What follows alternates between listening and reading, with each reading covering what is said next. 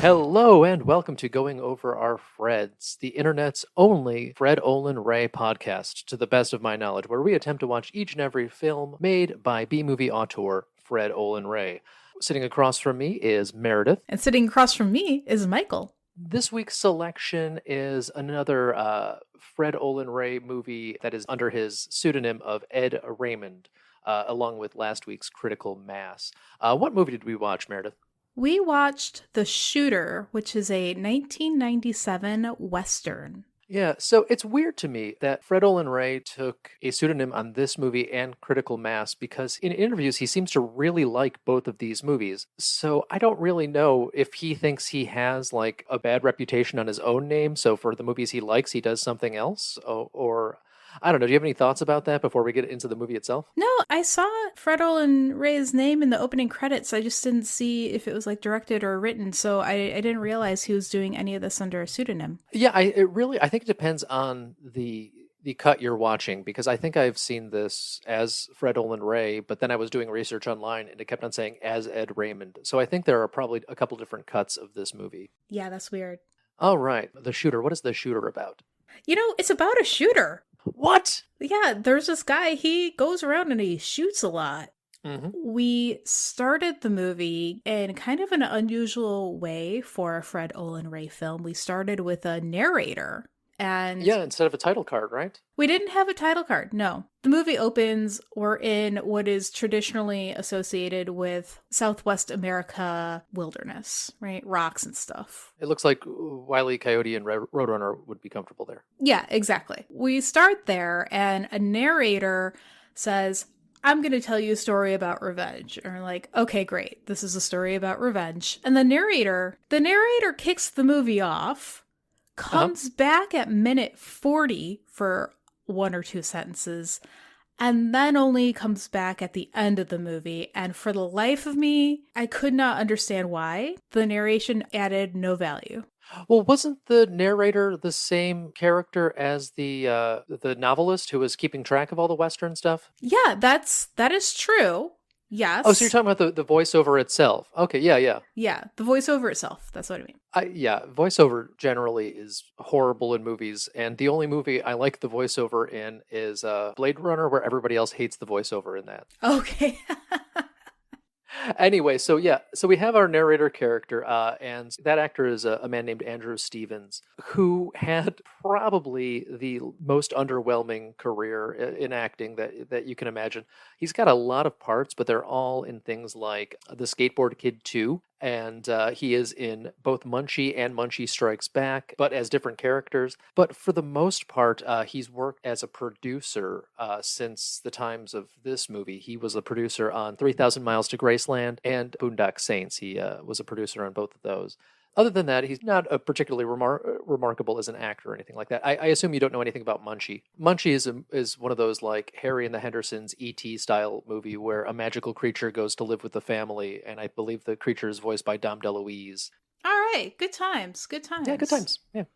So we do get a glimpse of this guy, the narrator, and he looks like a soap opera himbo playing pretend to be a smart writer guy. Exactly. It's very dress-uppy. Yes. Okay. Well, enough of him because we can like point him out a little bit later on, but he doesn't really do a whole lot. No. So we're kicking off the movie and we are introduced to our hero, our protagonist. He's got a gun and a horse and he's riding around when he comes across a group of men who are whipping a tied up woman. So this cannot stand. This man interrupts the attack and shoots and kills all the attackers. It's our first shootout of the movie, and he demonstrates his skill with the gun by shooting the rope that the woman is tied up with so that she is released, right? She has her hands like tied up above her head and the rope is holding her arms up. So he shoots the rope down. She has been released. Her tormentors are, for the most part, dead. There's like one guy kind of hiding out who survived. Yeah, he gives him a fighting chance. He's like, I think he shoots the rope first, and then he's like, y'all better leave her alone. And then they say to him something like, they draw on him first. So he's, kind of has the morality there. Does our cowboy hero look at all familiar to you? No, well, okay. Yeah, no, but yes, because I think he looks like Ryan Gosling if Ryan Gosling had a hard life. A little bit, yeah.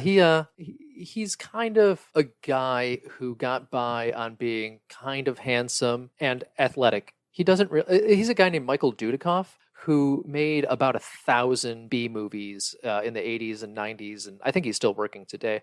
He got his big start. He was one of the friends of Tom Hanks in Bachelor Party, and then he signed up for this movie called American Ninja. And when he started American Ninja, he did not know any martial arts. So he trained martial arts for American Ninja and then was in American Ninja 1, 2, 3, 4. Not American Ninja 5 for some reason. I don't know what the heck happened to the brands there. He's kind of a mid-tier martial arts actor that you see in a lot of stuff like that. He was in a lot of like canon films. I think he's likable, but he has like no screen presence whatsoever. He's a face in the crowd. Yeah. But the woman here, she certainly notices him. She's immediately in love at first sight. He just saved her from torture and possibly death. So no, not really a shocker. Yeah. So like they're kind of out removed from the nearest town. So he like picks her up and then they ride into town. But crucially, he missed one of the attackers, right? There was this one guy who had been around the corner, like behind some rocks, tending to the group's horses. And when he heard the shooting start, he hid like a normal human being.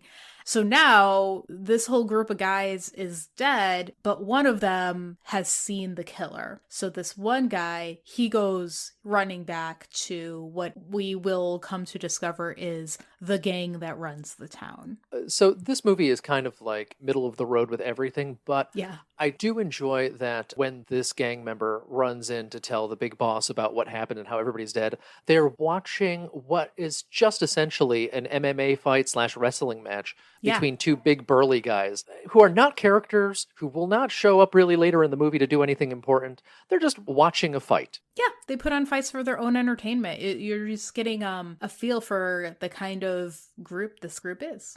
Interesting note, possibly only to me. Neither of the fighters in this movie are officially credited, but one of them is Mr. Kane Hodder himself. Do you know who Kane Hodder is? Kane from wrestling? No, Kane Hodder is the definitive Jason. No kidding! Yeah, he was Jason in, I think he's in 7, 8, and 10. He played Jason more times than anybody else, which, because for a while they just kept on getting a new stuntman to play Jason every time. And really, when Kane Hodder steps into the role, that's when, Jason starts to have that little weird personality, for all you Jason heads out there. The other punchy guy is a stuntman who's done other things, but I mean, everybody pales in comparison to Mr. Jason Voorhees / the guy from Hatchet / everything else that the guy has done. What a cameo. That's amazing. Yeah. So we see this going on. The messenger gets back and he's like, all right, everybody's dead. It's terrible. I got to look at the shooter. The head bad guy, right? Uh-huh. He reacts very strongly. He shoots the messenger dead. And the reason he is so impassioned about this news is because his one and only son was the guy who was whipping the woman. So he's really upset now because his son is dead. So he swears revenge. Yeah, so he's Jerry Krantz. They say that name so many times in the movie.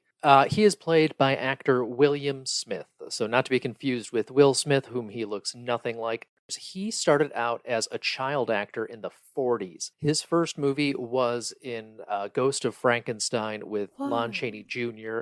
He was in a Bing Crosby movie called Going My Way. He died a year or two ago, but he spoke fluent French, Italian, and Russian. He worked for the NSA in the Korean War. He was an arm wrestling champion. He did motocross. He was a boxer. He once did 5,000 sit-ups in 5 hours. He's just kind of nuts and done everything. And he showed up in pretty much every movie and TV show between 1970 and the year 2000 as a bad guy or like a minor role. Like he played Conan's dad in the Arnold Schwarzenegger Conan the Barbarian. He was in Red Dawn as one of the big bad guys. He was in Any Which Way You Can. He was in B-movie classics like Hell Comes to Frogtown and Terror in Beverly Hills. Connecting back to last week, he is the first credited actor in Uncle Sam, the 4th of July horror movie. Wow. Yeah, so he has done everything, and he is such an interesting guy, and not at all very interesting actor. Like, he's an interesting presence because he's just this giant slab of beef as a man. Even at this point, I think in this movie, he's about 65 years old. Yeah. So he's got like a decent presence, but he also has this voice where he can't really speak above a whisper. It's very distinctive, but I don't know.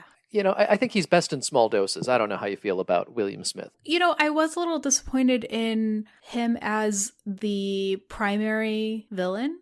His voice is very distinctive. It's good. It's kind of like a Danny Trejo voice. It's like really, you can like sink your teeth into this voice. But his presence is not the presence of a villain. Unlike, say, when we were watching the T2 ripoff. Oh yeah, Udo Kier in Critical Mass. The ancient vampire looking guy. Yeah. He can be your top villain any day. He could not be a hero because he is a perfect villain on screen.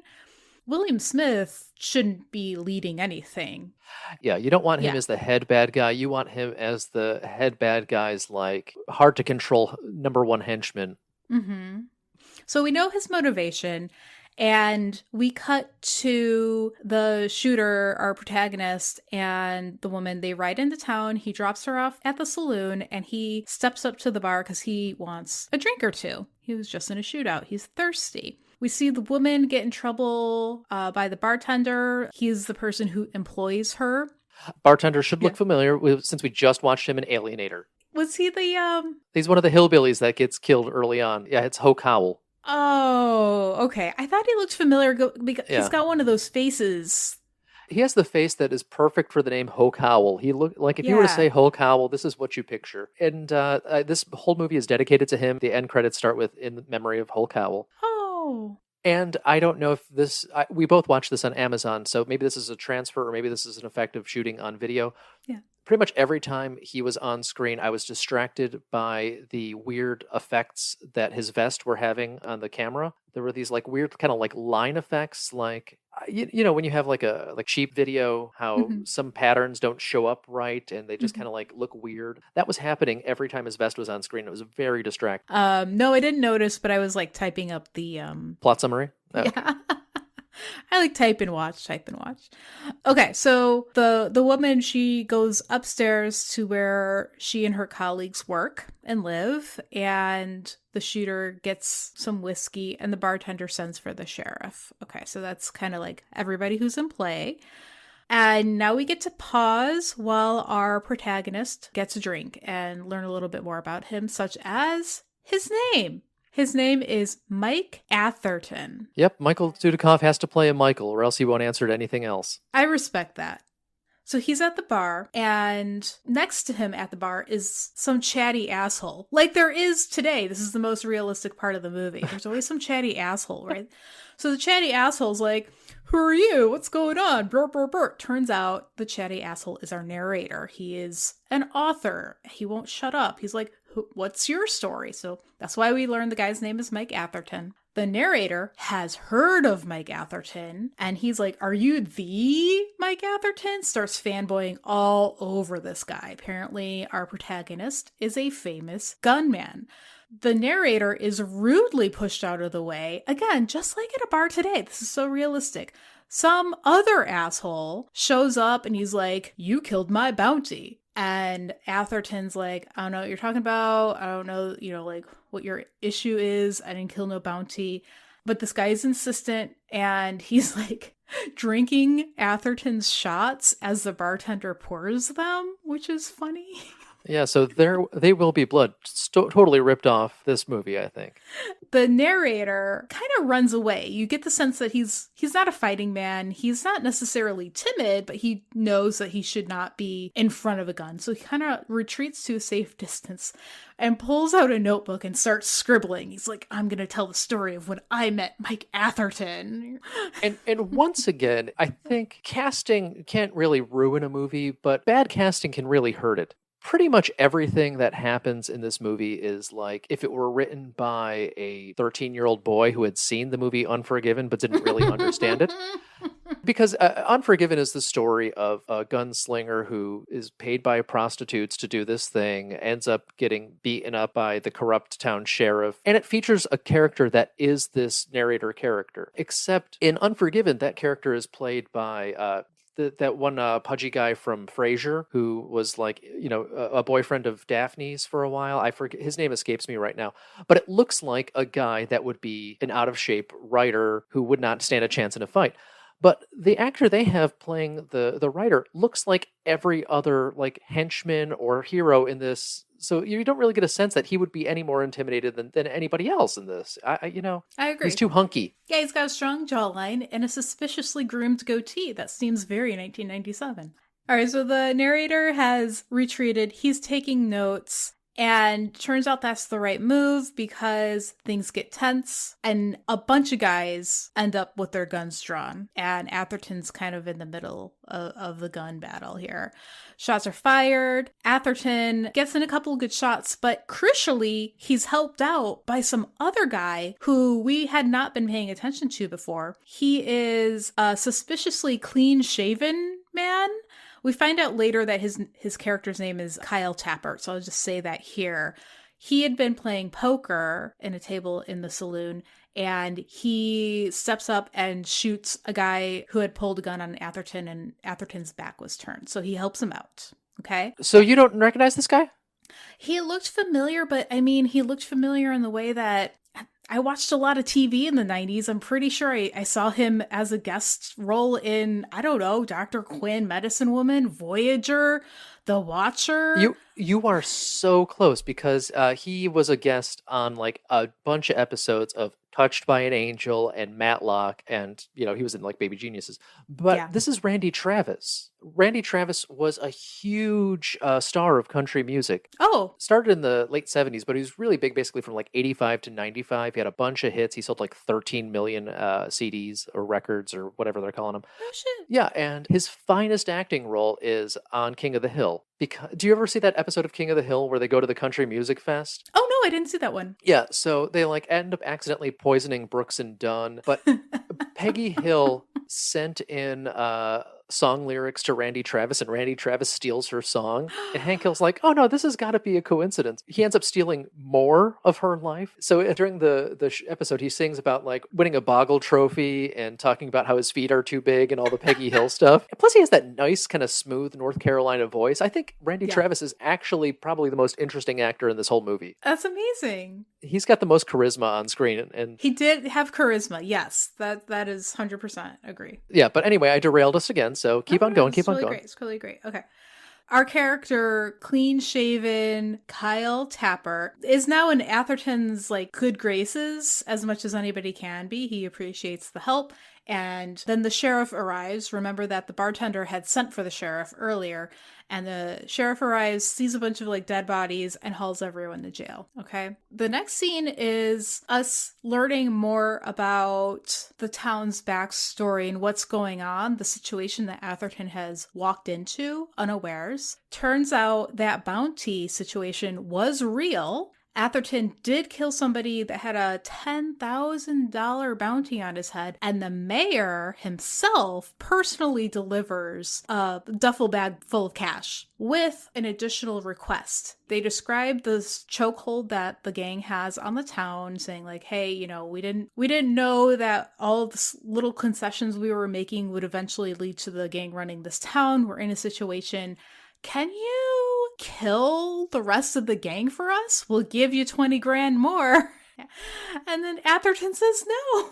So was the bounty he stole, was that William Smith's son that he Yes. killed?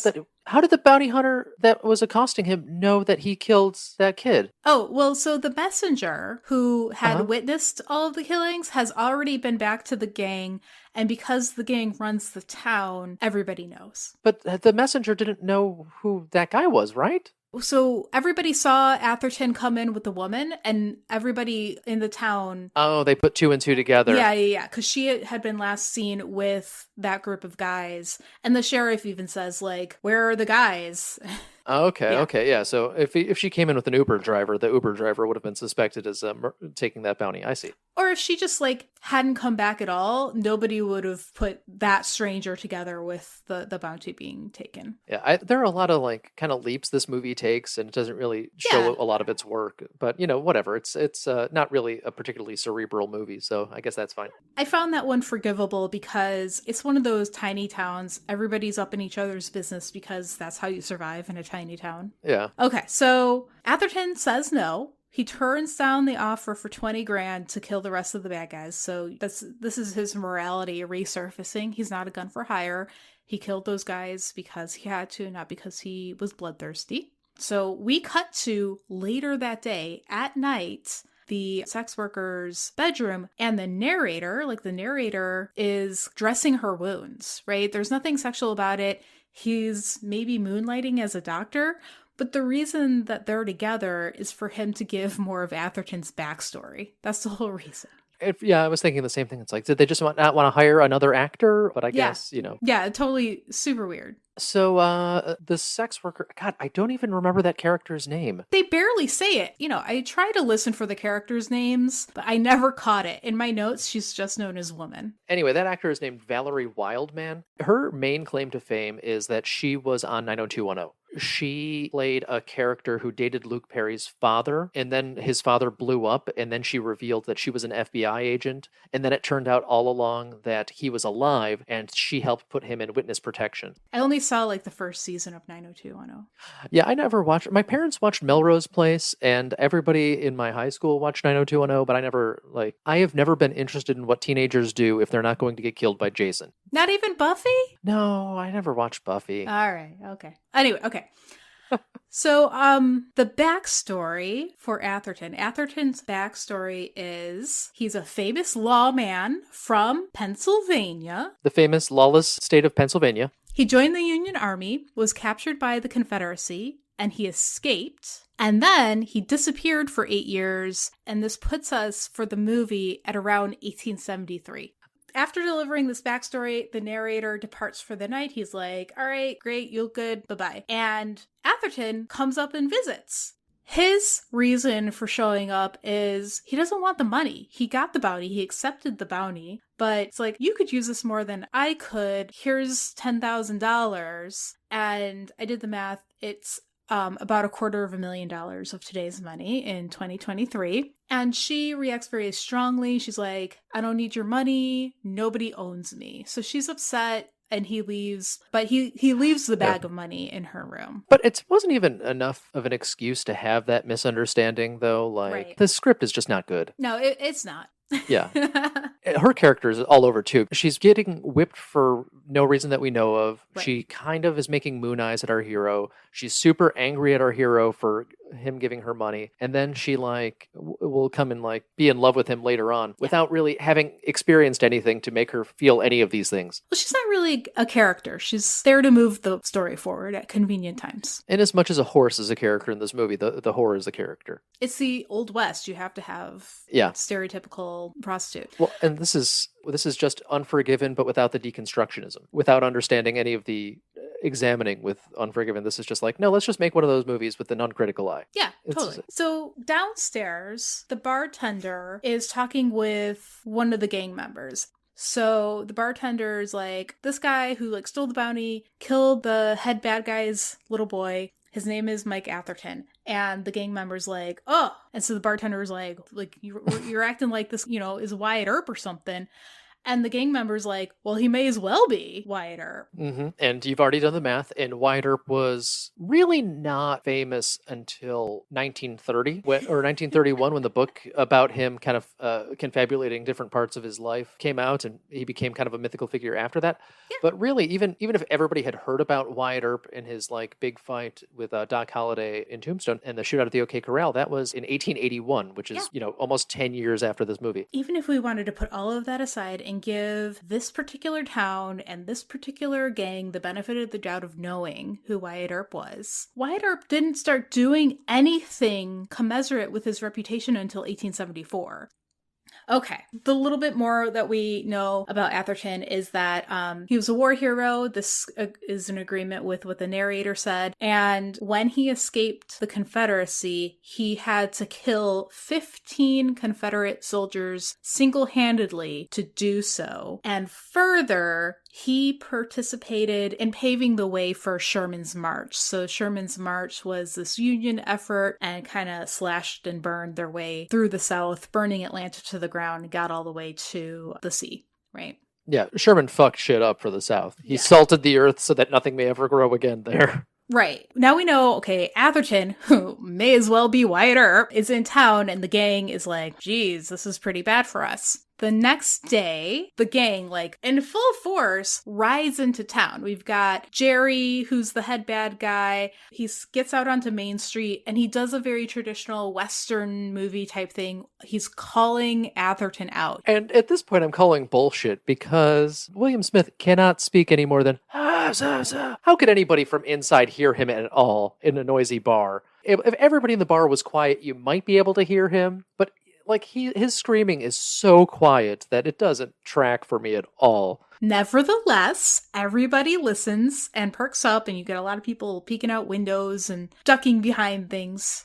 And the desired shootout does happen. Atherton goes out there, there's guns blazing, everybody gets in on the action.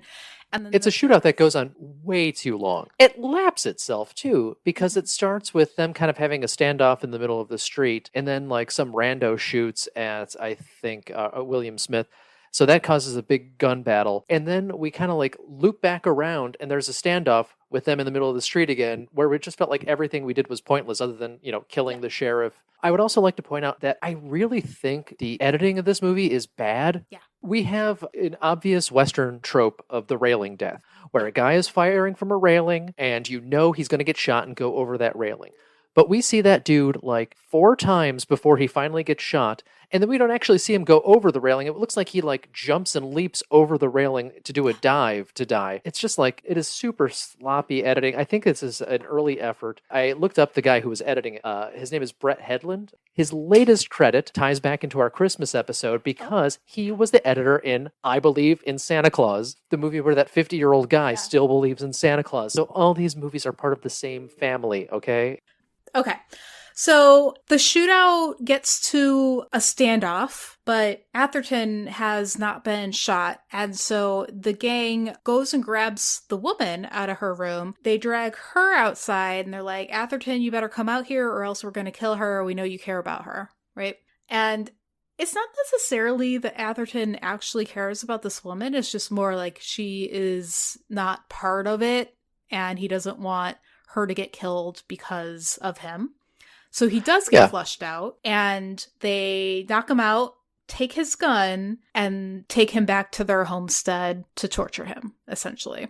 Yeah, and they beat the shit out of him and leave him for dead, like in the movie Unforgiven. And then he is taken and nursed back into health by a sex worker, like in the movie Unforgiven. And yeah, it's the broad story beats of Unforgiven and not actually any of the stuff that makes Unforgiven good. Yeah. So that happens, right? And you're like, oh, okay. Yeah. And they take special attention to like pistol whip his hands so he can't grab a gun ever again. But I mean, they're also planning on killing him, so I don't know why you bother doing that specifically. All right. So at this point in the movie, we're about 40 minutes in. So it's around halfway-ish. And the narrator comes in and he's like, and that was it for our hero. And I paused the movie because I was like, this movie's not done. What the hell? So wait, the narrator and you just became Fred Savage in The Princess Bride. Yes.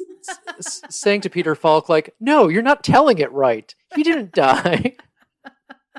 So I'm, got a little aggravated at the narrator. But the town evidently carries on because our Atherton has been taken back to the homestead, is being tortured. And who do we see as their surprise visitor but the clean-shaven guy, Kyle Tappert, from before, who had helped out Atherton in the gunfight in the saloon. So he shows up. And I was thinking at first he was coming to maybe try and help a guy out, right? And then he starts being buddy-buddy with the gang. And then it Yep. turns out that Kyle Tappert is also on the gang's payroll. He was never a good guy. It was all just an act. And now we're like devastated because Atherton truly does not have a friend in the world. Yeah, so Randy Travis has secretly been bad all along, and he Yeah. saved Michael Dudikoff in the earlier scene because of reasons? Yeah, reason. Yeah. Yeah, reasons. So back in the town, the mayor's got a problem because the sheriff got shot and he's got a town that's overrun by this gang. So he approaches Kyle Tappert and he's like, hey, you're the best gunman that we have now that Atherton's out of the picture and our sheriff is shot. Will you be the new sheriff? And it's clear that the mayor doesn't know that this guy is bad news. And Kyle's like, yes, I would love to be your sheriff. Sign me up. And now we're like, oh no, the town is in terrible straits. Yep, Mayor Pete made a bad decision. The guy's name is Pete, so I was thinking of him as Mayor Pete the entire time. Mayor Pete's played by just a C-list character actor, Robert Donovan, who was in what I'm going to call Puppet Master 6-ish, because the Puppet Master movies are part of the Doll Man Puppet Master Demonic Toys cinematic universe. So Puppet Master 6, but it's like the 10th of those movies that all kind of cross over. But he was in another Fred Olen Ray movie called Invisible Dad, which is one of the family movies. Fred Olen Ray made a bunch of like Invisible, Dad, Invisible Mom, Invisible Dog movies at about this time. This guy's always been like guy number one in something big or an authority figure in like a C or B or D list movie. But the most interesting thing is, how many credits do you think Robert Donovan has for this year, 1997, the year that this movie came out? I don't know, maybe 20, 30? No, I just mean for the year 1997. Oh, 2? I don't know. What's reasonable? He has 18 credits for the year 1997. He was in so many of these. I think one of those is a TV credit, and the rest are all just like these movies that were shot in 5 days. A busy man. That is some Eric Roberts, Danny Trejo level of busyness there. This is Nicolas Cage would look at that and be like, what are you doing, man? They're making money. And that is the story of Mayor Pete. Thank you for coming to my TED Talk. All right, so this is where the movie gets boring. Yeah, because all that happens is you're watching him recover. The sex worker like wraps up his hands and bandages them, and then the next shot they're not bandaged anymore, and I'm like, okay, whatever. Mm-hmm. It's just watching him recover and then flashing back to earlier in the movie, and then like him like sitting up in bed going, like in every parody of a movie. And eventually he teaches himself to shoot again with cans, and he takes apart a gun and puts it back together for some reason. Well, he's training himself to it's like the Kill Bill sequence when the bride is telling herself like wiggle your big toe. He is willing his fingers to work again after they've been broken earlier in the torture. Yeah, and I guess he has to also train to use the sex worker's gun because he doesn't have his Schofield, which I think the Schofield is as much of a character in this movie as the sex worker is. Yeah, they do make a big deal about it. Yeah. I do have to mention one more thing about the Schofield. Unforgiven features a character who wants to call himself the Schofield Kid because he uses a Schofield. I mean, it is really a 13-year-old kid's memory of Unforgiven. That is the script of this movie. But yeah, no, how Michael Atherton / Michael Dudikoff got away is that he was literally crucified on the side of a wall, but then it got too stormy. So all the bad guys went inside, and then the sex worker came with a wagon, knew right where he was, and cut him down. And good on her. She was motivated. She picked up that bag of money. She went out. She got herself a homestead, got herself a horse and a cart, showed up at the right time, got him out of there, and has been nursing him back to health ever since. So he's getting better. He's training himself. Meanwhile, back in town, the mayor has a favorite prostitute, and then out of nowhere, he beats her to death. We're not given to understand, like, maybe this guy is just a sadistic psychopath. It's out of nowhere. This character shows up out of nowhere. Like, she starts talking to our main sex worker because the sex worker needs something from the general store and is trying to, still hide out. And then we immediately cut to the mayor hooking up with her in the brothel. And it's like an extended scene of him eating her ass. And it's like, oh, right, it's a Fred Olen Ray movie. Yep. It's just like, yeah, we threw in some boobs by this actor. She she had like a very short-lived career, but I think she was in a series of what appears to be pornography called like Butterscotch or something like Oh, that. really? Yeah. And then he's just like, I want to try something new, takes off his belt and just beats her to death. And then she has like blood kind of randomly and comically added onto her the next time we see her dead in the bed. So he's filled with remorse, further supporting that the character was not set up to be a psychopath. And he calls our clean-shaven sheriff, Kyle Tapper. So Kyle sees this as the opportunity that it is to cement his power on the town. He covers for the mayor. Now he owns the mayor, essentially, and covers up the death, hides the body, all of that. So this is going on, and we see that Atherton is recovered. He's good to go now. He can shoot a gun. He leaves the woman. She's like, no, don't go. And he's like, no, I'm not going to stay here. Bye-bye. He takes a group of the gang by surprise. He like goes in guns blazing, gets almost all of them. Again, like one person survives to tell the tale. Yeah, it's basically, this is the climax of Unforgiven right here, except without any of the drama or any of the stakes. He just goes and murders everybody in a room with no resistance, really. It's like super easy. He's caught them by surprise. I think they were playing poker or something. Like he rode his horse into the building where they were, shot them all, and then rode the horse out. The big bad wasn't there. William Smith wasn't there, but he runs into him like almost immediately after too. So word gets back to our sheriff, Kyle, and he's a quick thinker. He's like, all right, I need a plan to get rid of this Atherton guy once and for all. And his plan is, let's frame Atherton for murder, and let's make it a really bad murder. Murder the mayor and the mayor's wife. Randy Travis has the Schofield of our hero because he must have gotten that from William Smith at some point. I don't remember. Right. So it was like the gang. The gang generally took Atherton's gun when they kidnapped him days before, and then they tortured him, blah, blah, blah. And when the sex worker came and got Atherton, she didn't know that they had the gun. So like he's lost his gun. But Kyle, who was a member of the gang, knows exactly where the gun is, and he uses that gun to shoot the mayor and the mayor's wife. And he's like, great, done. Framing in progress. He shows up in the town. He's like, you'll never believe it. Townspeople, Atherton not only is not dead, he killed the mayor and the wife, and we can prove it because the bullet in the dead people matches the scofflaw gun. The Schofield, yeah.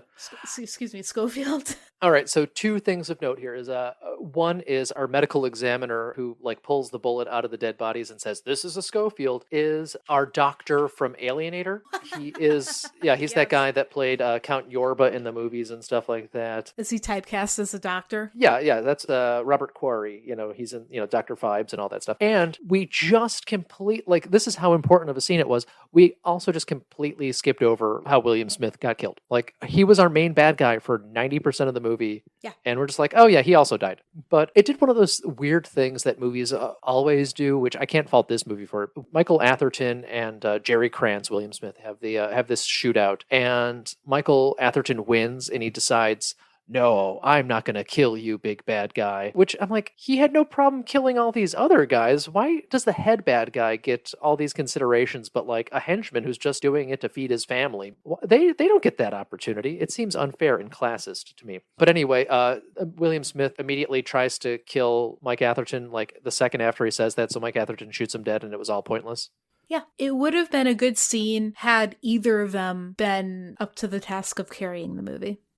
Yeah, both of them are just a little too weak for their parts. They really can't hold it together. I think it probably would have worked better in the scene if William Smith were in the poker room when that shootout happened. And he killed him around all of his dead men. And it was kind of like dramatic like that. And if William Smith said, I don't deserve this, and Michael Atherton said, deserve ain't got nothing to do with it, and then kills him. Because that's how Unforgiven ends. And that's a much better movie.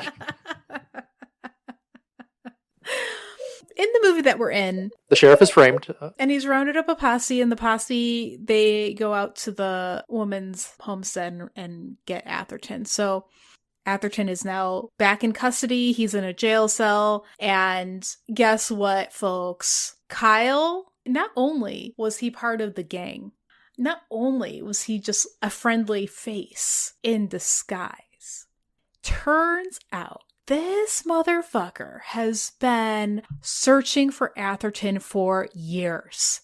And why? Because he was one of those 15 Confederate soldiers that Atherton supposedly killed during his famous escape from the Confederacy during the Civil War. So turns out Atherton only killed 14 of those guys. This guy survived. He has a whole scene of like, do you seriously not recognize me? Which carries new meaning now that I know that he was a famous country star and I ought to have recognized him and did not. Yeah, and he shows off this belly scar, which looked like a knife scar to me, but I guess it was a bullet wound. I'm not really sure. Who knows? Yeah. Well, and Randy Travis has these like circuitous plans the entire time. He's like Lex Luthor in Dawn of Justice, where like he's like, okay, I'm going to frame them so the posse will round up Michael Atherton and find him in the hooker's house, which she was there to hide from everybody. How did everybody know where she was staying? Yeah.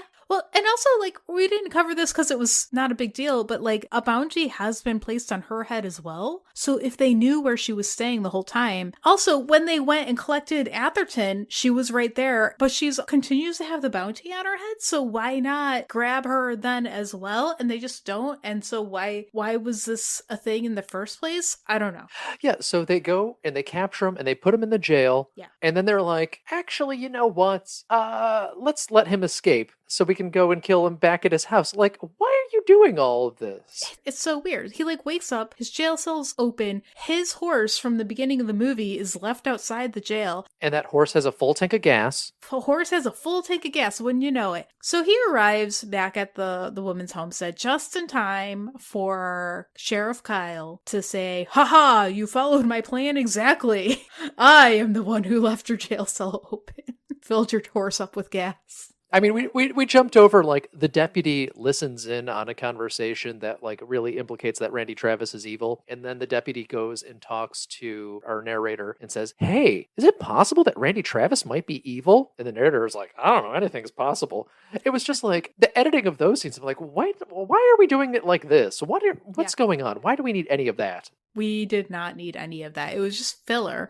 No, this movie would be better if it were 79 minutes long, too, like the good friend Olin Rain movies. Yeah, seriously. We need to, like, do a recut of it. Okay, so Sheriff is like, he's got the woman in a noose, and he kicks the stool out from under her that she was standing on, so she's hanging, and Atherton has to do some fancy shooting again to save her again, and again he shoots the rope and again hits it on the first try. So he's saved her from distress 3 times in this movie already. Yeah, totally.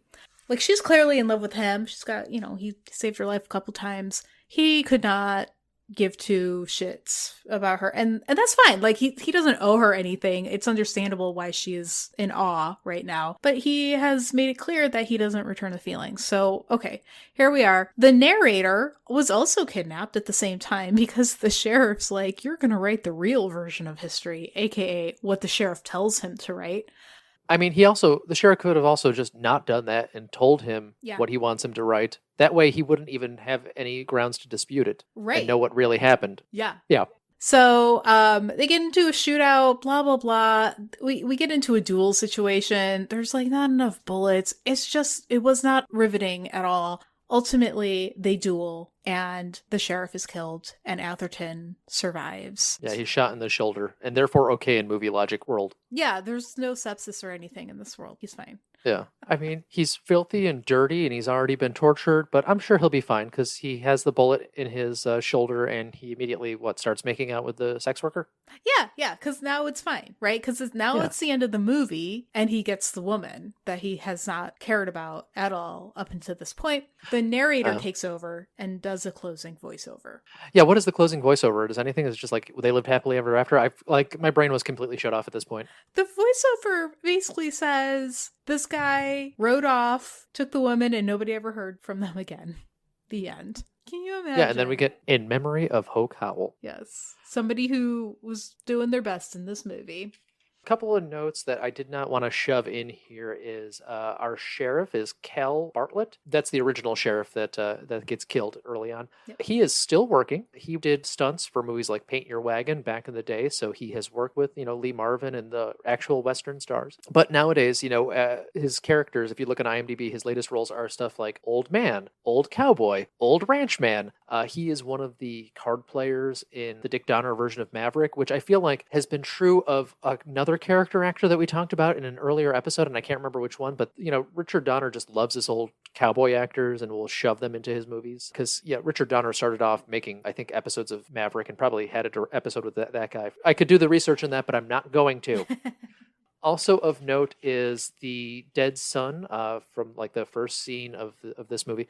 He mostly works as a location manager. He's done some acting and stuff like that, but he mostly works as a location manager for like low budget movies. But he did write a terrible Kevin Sorbo movie about 15 years ago, and he also wrote a movie called The House on Hooter Hill. Was it about a bunch of owls? Yeah, oh, of course, yeah. It's along the lines of The Hills Have Thighs. Which are both movies made by our buddy Jim Wynorski, who is Fred Olen Ray's brother in B movies here. So now I know you didn't watch Westerns, you don't really need to after watching this movie, because this movie is just the most generic Western ever. I didn't say this in the plot synopsis because I thought it would be like kind of dumb, but some scenes looked like they were lifted from Back to the Future, the one where they went back in time to the Old West. And I just realized the reason it looks like that to me is because there are specific looks, sets, tropes that were so ingrained that they had to be the ones for Back to the Future. So this bled through to me in some fashion. Your main experience with cowboy movies is Back to the Future 3? Yeah, Back to the Future 3. Nice. And also The Quick and the Dead. I saw that one. Oh, I love The Quick and the Dead. Yeah, because at that time, it was also the late 90s. Sharon Stone was a big deal, and I knew at that time that it was a big deal to have a woman leading the cast in a Western movie, so I saw that. That movie has a great cast, because Gene Hackman's the main bad guy. A person I don't like, but everybody else does. Leonardo DiCaprio is in it as the kid. Russell Crowe is like the main male protagonist in that movie. Like Lance Henriksen's in it. Yeah. It is just full of these like people with great faces in that movie too, Anyway, back to the movie. One other note that I feel like I would be remiss in saying is I did not give you the full credits of Michael Dudikoff because, he was in Gale Force, which is another one of the Treat Williams cheater direct-to-video movies where that's the one that stole scenes from, I think, Last Action Hero and a bunch of other stuff. Okay. If we do a season 2, we might have to watch Gale Force to fill in that slot, just because we've talked about it a bunch in the last couple of weeks. So final thoughts on The Shooter. It definitely looked like a Western. The whole thing, it kind of looked just like, a high school production of Unforgiven to me. I don't know, man. Yeah. I think the main problem is it's a bad script, it's bad editing, and I really think that it does not have the richness of film. It really feels like it's shot just on video, and it really does a disservice because you can't have a Western that looks like a TV movie. I got the impression that this movie was slapped together, which, yes, we do know that Fred Olen Ray movies are basically slapped together. But some of them are slapped together with like a little bit more fun and verve and sparkle. I think Fred Olen Ray might have too much reverence for the genre and the source material. I feel like when Fred Olen Ray is doing things kind of sarcastically, the movies are much more enjoyable. Like Hollywood Chainsaw Hookers, they're kind of done with a wink and they're not serious. This movie takes itself too seriously, and it's not any better for it. It's less interesting to watch. With that said, how would you rate the production value? It was fine. There weren't a lot of like obvious continuity errors. It's all fine. It's a 6. Okay. How about sense making? It's about a 3, because if you stop and think about anything that happens in this movie, you're just like, but wait, how does he know that? Why is he doing that? Why is she in love with him again? It's a lot of that. Okay. Effort. The effort level put into this movie. I think everybody was trying. I think everybody was a little bit out of their depth, though. Michael Dudikoff is not a strong enough lead to pull off this performance. William Smith is not quite right for this performance. I'm going to say a 7 for effort. I just think it's just, their best wasn't really good enough. Yeah, I agree. Entertainment value, what do you rate that? It's a 5. It's fine. The middle part drags. Some of the shootouts are boring, which is weird. But honestly, this is more entertaining to me than the Batman because at least I can see images on my screen Mm-hmm. and our Yep. hero accomplishes things. Yep. Even the scenes that were shot at night, you could actually see what was going on. Much appreciated. All right. So it looks like we've got 4 ratings. Effort is 7 out of 10. Production value, 6 out of 10. Entertainment, 5 out of 10. And sense making is 3 out of 10. Sound fair? That sounds fair. So you're going to have an Excel spreadsheet of these available to everybody at the end of the first season, right? Yeah, I want to see if we can make something like an interesting visualization out of it. I won't press it too hard. If something makes sense, we'll do it. If not, no, we're not going to worry about it. Yeah, what's our next movie? So I haven't picked one yet, but I feel like we got 2 types of movies that we need to check off this list before we do a final wrap up / listener mail / whatever episode. Mm-hmm. We need to do a family movie. Okay. I was kind of hoping for Can I Keep Her, which is a movie about Reese from Malcolm in the Middle getting a pet gorilla. But sadly, that is not available anywhere. So I'll have to find something. We might end up stuck with a Billy Frankenstein or one of the Invisible Dog movies or something like that. And the other thing we have to do is we have to do a newer action release and just see how bad it gets because he has cranked out a bunch of direct-to-Redbox movies with the likes of Steven Seagal. We might have a hilarious time watching Steven Seagal try to be an action star when he is not currently in good shape or young. I have not seen anything from him since the late 80s, early 90s, or when he was in his prime. I saw a couple of movies, but nothing recently. So yeah, I would love to check that out. He looks like Penn from Penn and Teller before Penn lost the weight in most of the recent movies. So okay, I mean, I'm married to a Penn lookalike, so. Yeah. So you might find him very attractive. But, we've danced around Steven Seagal a couple of times on this podcast. Yeah. I think we might have to dive in. All right. Sounds good. Can't wait. Until then, I'm Meredith. And I'm Kennedy. Bye-bye. And bye-bye.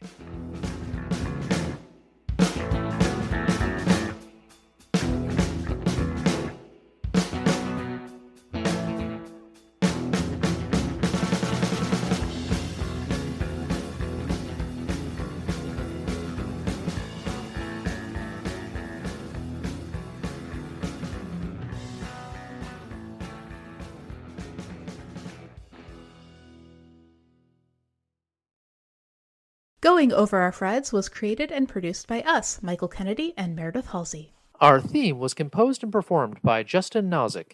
Find more music for him at Bandcamp. Search for The Plague Physicians. Artwork by Michael Kennedy. Special thanks to everyone who helped make the season possible, including the friends and family who let us watch these movies instead of this year's Academy Award nominees. And thank you for listening. If you'd like to hear more from us, subscribe to Going Over Our Freds on your favorite podcast app. Follow us on Twitter at Goof Podcast, and find us on Instagram at Going Over Our Freds. This podcast is for entertainment purposes only. For questions, comments, and complaints, email us at goingoverourfreds@gmail.com. Thanks.